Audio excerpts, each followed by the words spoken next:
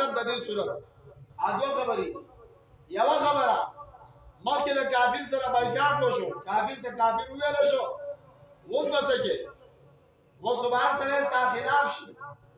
هر سره بستا دشمن شي الله وینا دا ټول بستا مخې راځي دا ټول بستا تابعداران دي پدې کې به اوس خبره صفا شي او دویم پدې کې اشاره شو دې ته چې ستا کار پوره شو ستا خبره سر ته ورسېدله اوس چې د نقطه د آخرت د تیاری لپاره کوشش شروع کړه اوس د قبر او د آخرت لار ستا چې د شروع شوله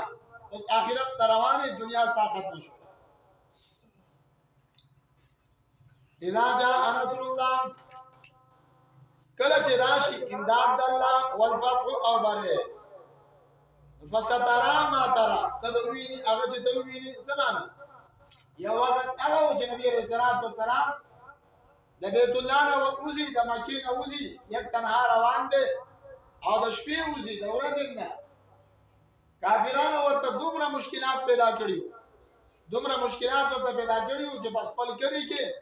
او په علاقه کې ستوب نه ورته ګرانه شول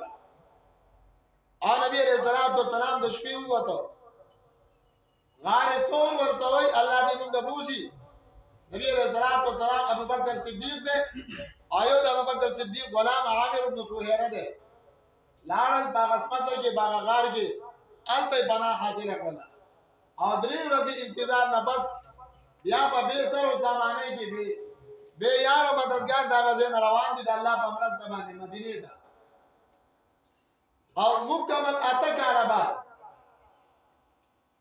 اتک عربا مخکې دا عالم دی چې یک تنها روان دي او اتک عربا بیا یو لوی عظیم لخر د نبی علیہ الصلوۃ والسلام سره ده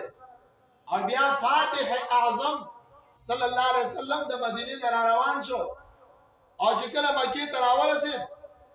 د مکه په مشرکانو باندې او کافرانو باندې قیامت شروع شو قیامت په جوړ شو کله چې نبی علیہ الصلوۃ والسلام مکه ته داخل شو اعلان وکړ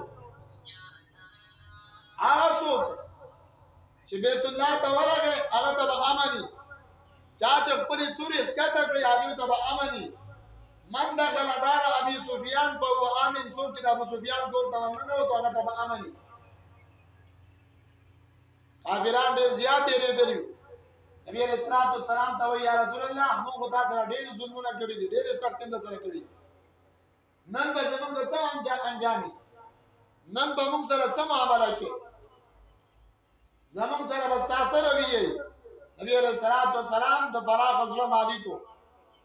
هر داعی له پکار ده هر مبلغ له پکار ده هر هغه چاله چې امت خیر خوا ده او د امت په خیر خوا کې ځان حسابي دی بچاتا زړه کې تنګي نه راولي دیو په زړه کې چا سره بغض نه ساتي دیو په زړه کې چا سره دښمنی نه ساتي دې کار خدای الله د پاره او الله د پاره چې کوم کاری نه باغ کې دښمنی هغه به الله د پاره ذات د پاره بنئ نبی علیہ الصلوۃ والسلام ورته فرمایي لا تسریب علیکم اليوم نن په داسې باندې اس ملامتیا نشته یو صحابي هغه کله دومره خبره وکړه اليوم یوم الملحمه نن ورځ د وافه ده او په کافرانو باندې یو قیامت شروع شو لرزان به شروع شو د یاري د ناسا انتهایی هغه پریشان شو را نبی رسول الله سلام ته یا رسول الله ستاسو پلان کې صحابي خدا سي ویل دي چې نن به هغه ورځي معنا موږ باندې کافرانو مشرکان هغه ټول علالو هغه نه بغوږی جوړو نبی عليه الصلاه والسلام صاحب رحمت للعالمین هغه کسان له تسلی ورکړل هغه صحابي ته وایي دا چې کومه خبره وکړه دا ټیک نه ده د سمو چې اليوم يوم الملحمه موږ دلته د بدلې اګستو د بار نه یو راغلي زمونږ یو کار دی زمونږ یو میشن دی زمونږ یو مقصد دی زمونږ یو پروګرام دی چې خلک د الله توحید قبول کړي زمونږ د چانه بدلول څه سیمه ده او نبی رسول الله فرمایل اليوم يوم المرحمه نن ورځ د رحم ده نن د ورورۍ ورځ ده نن د اتفاق او د اتحاد ورځ ده اتفاق برازي د خدای په قران باندې چې دیو راسره خدای قران مني دیو راسره توحید مني زموږ د صحیح اختلاف نشته اذا جاء نصر الله اشاره شو هغه فتح د الله ته نصر الله امداد الله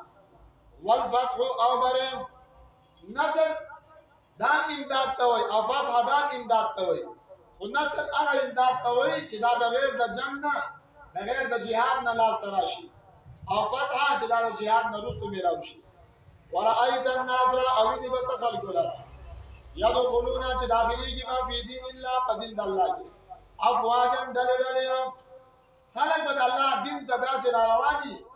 ډلې به را رواني هغه دومره دا یکدم نه کیږي رسول الله صلی الله علیه وسلم تقریبا